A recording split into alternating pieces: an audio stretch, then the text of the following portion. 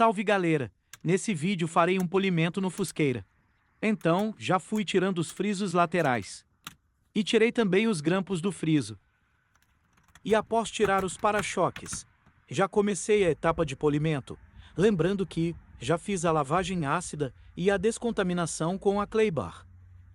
E depois de mais de 4 horas de polimento, fiz a aplicação da cera da Soft 99 para cores e esculturas.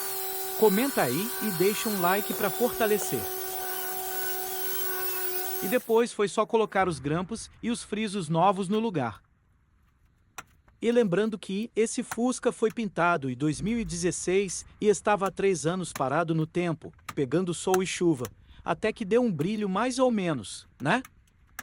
Me diz aí se gostaram do resultado. Valeu galera e até o próximo vídeo.